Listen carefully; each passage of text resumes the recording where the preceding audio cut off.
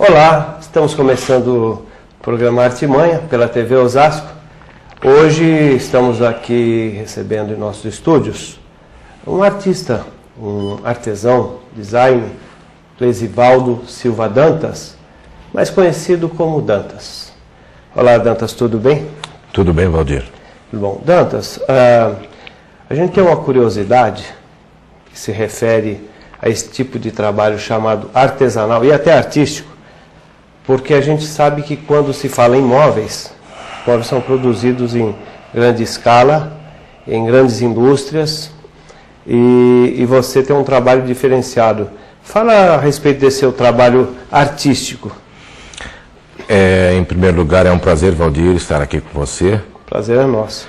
E essa é a diferença do meu trabalho. Por isso até ele é caracterizado por vários decoradores como um trabalho de artesanato, né? Eu não tenho nenhuma oficina, não tenho uma fábrica. Eu tenho um pequeno ateliê no qual eu recebo a peça de um cliente e então eu vou fazer um trabalho dedicado somente a essa peça. Vou me concentrar nesta peça, nesse móvel desse cliente. Só um detalhe, Dantas. A gente conversava em off e você contou uma parte da sua história.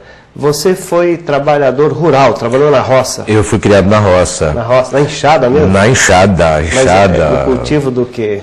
Cultivo de arroz, feijão, soja, mas a soja muito rústica, era o começo. Mesmo em São Paulo? Aqui? Não, Mato Grosso. Estado de Mato Grosso, hoje Mato Grosso do Sul. Na época era ainda o estado de Mato Grosso antes da divisão, né? Isso foi em 1964. Quando aconteceu aquele golpe dos militares, a renúncia do Jânio Quadros como presidente. Meu pai trabalhava na Cobrasma aqui em Osasco. E então ele saiu do emprego e foi para a roça, Mato Grosso, zona rural mesmo, matão. Aí você então era roceiro, depois você... Era roceiro até meus 20 e poucos anos.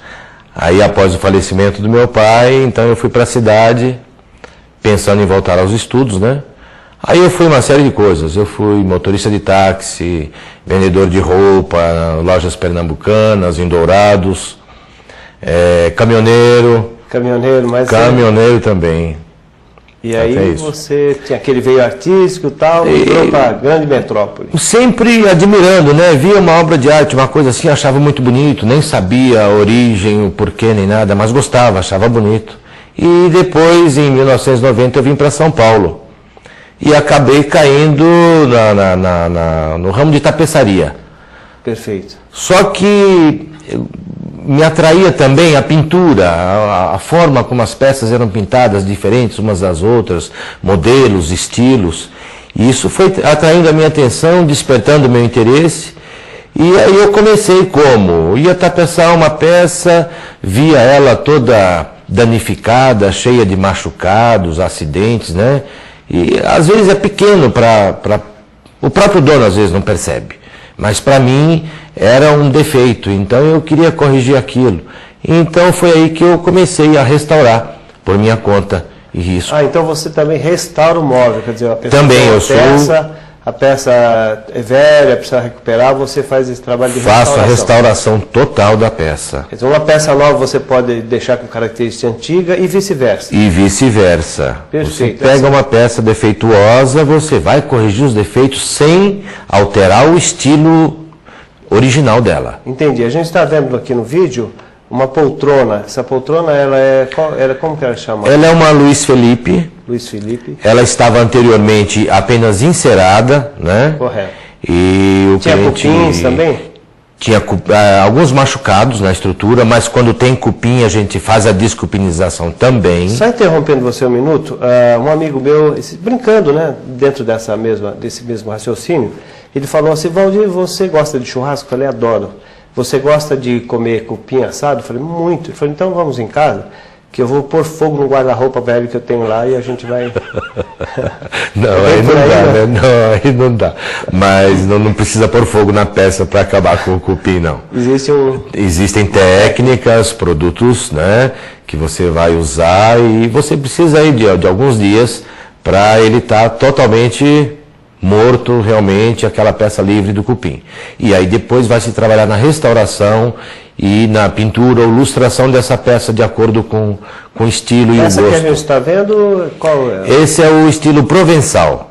Ela antes era apenas encerada, foi removida, toda aquela ilustração antiga foi removida, foram corrigidos os defeitos da madeira, aí é feito um processo de fechamento dos poros dessa madeira, porque uma vez que foi removido, voltou a ficar a madeira, né?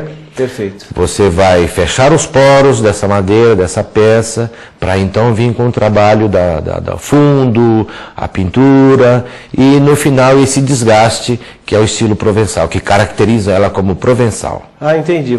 Depois você pintou de branco, depois você pegou uma lixa e foi desgastando as quinas para aparecer a cor original da madeira. É feito esse desgaste para aparecer a cor original da madeira, que é o que a caracteriza como provençal. Perfeito.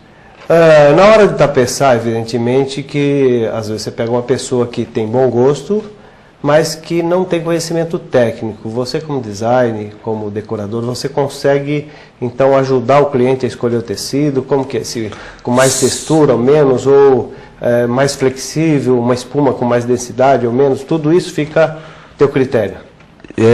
Sem dúvida nenhuma. Eu sempre tenho que sugerir ao cliente, de acordo com a necessidade dele, o ambiente que ele tem para esse móvel, né, a cor, o tipo de estampa desse tecido e, de acordo com a necessidade desse cliente, a textura da espuma. Porque às vezes uma pessoa tem um problema de coluna, ela não pode sentar num móvel que seja muito macio. Mas isso não significa que ele tenha que sentar na madeira. Então você tem que colocar uma espuma com uma densidade mais alta, mais resistente, para que ele ao se sentar fique confortável, mas não afunde. Porque se ele afundar, vai ter dificuldade para se levantar depois. Uma pessoa muito idosa sofre muito esse tipo de problema hoje em dia nos móveis estofados. Às vezes senta-se num sofá, afunda, fica lá, que depois ela sem ajuda não consegue se levantar. Traz prejuízo. Então, até nesse caso, a gente sugere ao cliente, né, o dono do móvel, o tipo de espuma, densidade e tudo mais. Eu percebo às vezes, porque eu sou um pouco curioso, né? Tem poltrona que ela embaixo é uma tábua e outras tem uma faixa, né? Como se fosse um couro. Como que é? Percinta, tem outras que são com mola, né? As molas de aço. Tem os estilos de amarração, que são os estilos mais antigos e muito confortáveis, que poucos hoje praticam, que é a mola espiral, o sistema de amarração e tudo mais. E hoje usa-se muito a percinta elástica, é uma percinta bastante resistente e ajuda a dar um bom design no móvel, mas não é o estilo antigo de 20, 30 anos atrás. Dantas, parabéns por esse trabalho artesanal e artístico. Você trata uma peça com bastante carinho, quer dizer, cada caso é um caso e é um trabalho personalizado. Então significa que você não tem uma grande produção, você tem pessoas que te ajudam, como funciona isso? Não, eu não tenho uma grande produção, eu não posso pegar muitas peças de uma vez, porque posso até pegar, mas eu tenho que estabelecer um cronograma de trabalho para que eu atenda a cada cliente dentro de um prazo determinado, para que aquela peça dele receba somente a atenção para ela, até que ela fique pronta.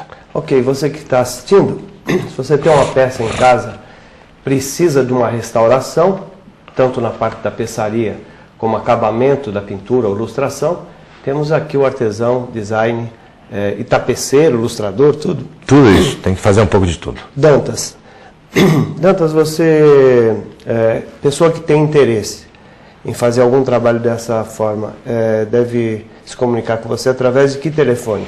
Eu tenho um telefone que é o 9729-1245.